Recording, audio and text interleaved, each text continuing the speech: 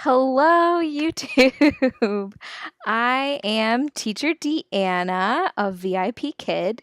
I wanted to share just a quick few tips. I've recently had a few students who cried during class, were crying because their parent was telling them they can't do something, not paying attention, just super young.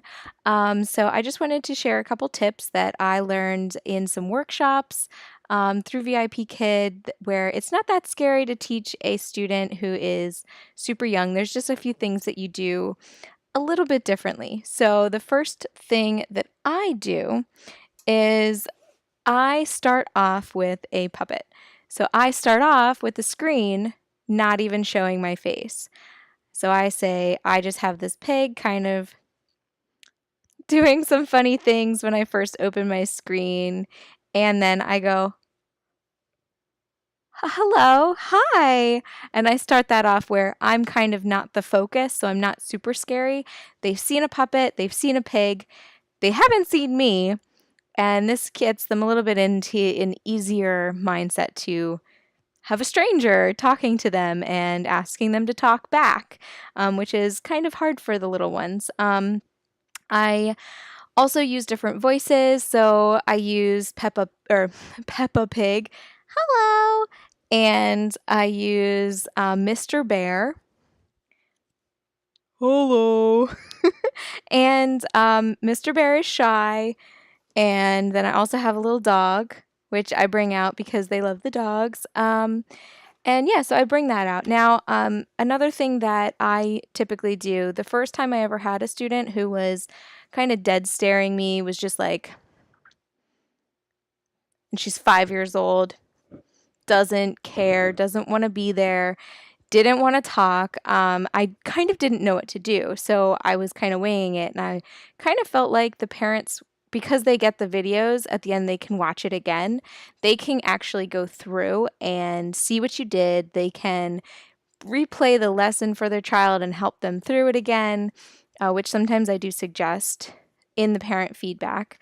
So I try now to go through as many slides as I can. So I try to find something. If they're not talking, I try to get them to say one word. In the first couple slides, I try to get them to say hello, hello to anybody, to me, to the puppets, to my old American Girl doll. I try to get them to say hello, and then the next thing usually for the younger students is my name is. So I've got these nice little things. My name is Mike. I like this one because it has his name on it. I use that a lot. So I use Mike. I use Dino because they've seen Dino. Just anything to really get them comfortable. And then the next thing that I do for the words is just trying to get them to say one word. They're clearly not having it. Maybe I'll start with just trying to get them to say letters. A or B, just kind of repeating what I'm saying, not even reading what is there. So yeah, so just trying to get them to say one word, one letter, repeating after you is great. Not having to actually answer any questions is also a good idea, because they won't get it. They won't know what's happening. They'll be very overwhelmed, and yeah. Um, so the next thing that I do is I try to get them to move their hands. So I actually had a boy today who was 3 years old and in level 2.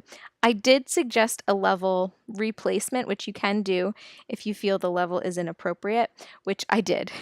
He did not say anything except for goodbye at the end, and that was prompted a lot by his dad.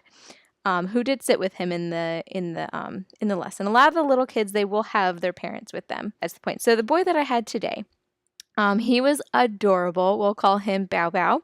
And Bow Bow did not really want to talk, but from the teacher comments that I read on him before, he cried a lot in the other classes. So he did not seem to enjoy his VIP experience so far, since every single of the lessons and teacher feedback that I read said that he had cried at least once. Once for the whole class, once for half the class, once for the beginning of the half, once for the end half. A lot of crying. So I was very proud because he only started to cry in my lesson. I used the pig to make him laugh a lot. And then we were able to get him, or I was able to get him to do some TPR. So we worked on good morning and good night, and we tried to work on good afternoon. If you have good TPR for good afternoon, let me know, because this is my TPR for good afternoon. I had no idea. So I did good night. Good night. And when I said it, he was able to do this as well. When I did it, he did it. When I said it, he did it. So that made me think, and I believe that he understood that good night was this, and he kind of understood what this was, that he understood that that's sleeping. It's kind of universal, I think. And then also I did the, good morning, like yawning kind of, and I got him to do this. So those were great, and then I kind of got him to do the afternoon, which I think I need a better TPR for that. So if you know any good TPR for good afternoon, let me know. I kind of thought that this meant like, oh yeah, we're awake. It's the daytime. Good afternoon. Um, but anyway, so I feel like that was kind of a win to get him to do that. And then also counting on fingers, anything where he gets to do something. So we also worked with big and small, which he did the small like this, small and big, kind of like a roller coaster big. But yeah, I ultimately thought that that was a great thing. I gave him lots of, coins and animals and good job and stars unexpectedly to kind of shock him out from crying. And while he was crying, we were circling on the screen, which he was very good at, except he got distracted. And he started to cry because Dad was pulling him away, saying, "No, don't do that anymore. We're done." So I kind of distracted him with "good night," and then he was doing that and completely stopped crying. So distraction, distraction, distraction. Keep the kids laughing, keep them entertained. Essentially, is your job when they're really really little. But then also, there is a level 1. So if you get a student in level 2 who is 3 or under 5, they possibly should be in level 1. So if it is appropriate, in the feedback on the computer, you can type to their learning partner. On the phone app, you cannot type to the learning partner, or else I just don't know how to yet. So I usually do my feedback on the phone, and then I type a response, and I edit the feedback on the computer to type a response to the learning partner, who will then take up the issue with the parent themselves and review it. So you really don't have to do much other than bring attention to any issue.